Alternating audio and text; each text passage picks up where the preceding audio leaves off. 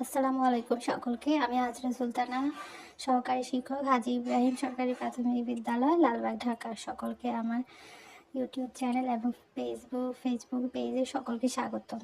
আজকে আমরা পড়ব আনসার ও গ্রাম বাংলা প্রতিরক্ষা বাহিনীর বিভিন্ন পোস্টের প্রশ্ন।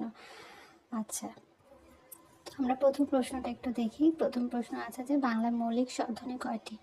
তো আমরা জানি বাংলার মৌলিক স্বরধ্বনি 7টি। উত্তর হবে 7টি। এবং 7টি কী কী এখানে দেওয়া আছে যে স্বরে ও স্বরে আর রস্বই, রস্ব, অ্যা, ও এবং ও। এরপর দ্বিতীয় প্রশ্ন দেখি যে একাধিক বর্ণযুক্ত হয়ে কি বর্ণ তৈরি হয়? তাহলে উত্তর হচ্ছে যুক্ত বর্ণ তৈরি হয়। এটা একটি মুখস্থ প্রশ্ন মতো। 3 নম্বর প্রশ্ন দেখি যে গুণবাচক বিশেষ্য কোনটি? অর্থাৎ গুণ বোঝায় কোনটাতে? সততা একটা গুণ। তারপরে প্রশ্ন আমরা দেখি 4 নম্বর যে নিম্নের কোনটি স্ত্রীলিঙ্গ নয়, অর্থাৎ স্ত্রীলিঙ্গ না।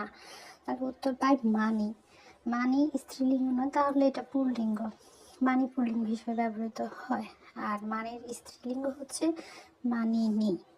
আচ্ছা, এরপরে আমরা 5 নম্বর প্রশ্ন দেখি যে ভাষাকে কিসের বাহন বলা হয়? ভাষাকে ভাবের বাহন বলা হয়, এটা আমরা জানি। এটা খুবই সাধারণ একটি প্রশ্ন। আচ্ছা, এরপরে 6 নম্বর প্রশ্ন, সংলাপ শব্দের সঠিক সন্ধি বিচ্ছেদ কোনটি? উত্তর হবে খ। আমরা জানি সংলাপের সঠিক সন্ধি বিচ্ছেদ হচ্ছে সম প্লাস লাভ। এরপর 7 নম্বর প্রশ্ন, শুদ্ধ শব্দের সমার্থক শব্দ কোনটি? আচ্ছা, শুদ্ধ শব্দের সমার্থক শব্দ শান্ত, সুশীল, ভদ্র কোনোটি হয় না, তাহলে উত্তর কোনোটি নয়। এরপর 8 নম্বর প্রশ্ন যে চাঁদের হাট বাগধারাটির অর্থ কী? অর্থ হচ্ছে আনন্দ প্রাচুর্য, তাহলে উত্তর হচ্ছে ঘ। এরপর 9 নম্বর প্রশ্ন, যা স্থায়ী নয়, উত্তর হচ্ছে অস্থায়ী। এরপরে 10 নম্বর প্রশ্ন, কোনটি দ্বন্দ্ব সমাসের উদাহরণ? আমরা জানি দ্বন্দ্ব সমাস হচ্ছে যে সমাসে উভয় পদ প্রধান, তাহলে উত্তর হচ্ছে খ, ভাই বোন। এরপরে 11 নম্বর প্রশ্ন দেখি যে ক্ষুধার্ত শব্দের সঠিক সন্ধি বিচ্ছেদ কি? আমরাও জানি ক্ষুধার্ত শব্দের সঠিক সন্ধি বিচ্ছেদ হচ্ছে ক্ষুধা প্লাস রিত। এরপরে 12 নম্বর প্রশ্ন দেখি যে চন্দ্র শব্দের প্রতিশব্দ কোনটি? তাহলে চন্দ্র শব্দের উত্তর হচ্ছে ইন্দু।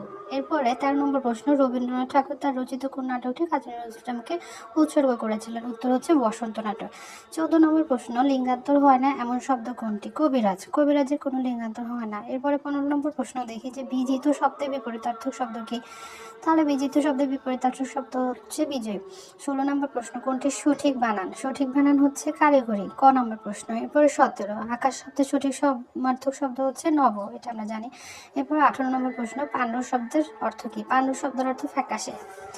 এরপরে 19 নম্বর প্রশ্ন যে সাম্যের গান গাই আমার চোখে পুরুষ রমণী কোনো ভেদাভেদ নাই, কবিতাটির এই লাইনটি কোন কবির রচনা? আমরা জানি এটার উত্তর হচ্ছে কাজী নজরুল ইসলাম। এরপরে কাবুলিওয়ালা গল্পটি কে লিখেছিলেন? এটা লিখেছিলেন রবীন্দ্রনাথ ঠাকুর।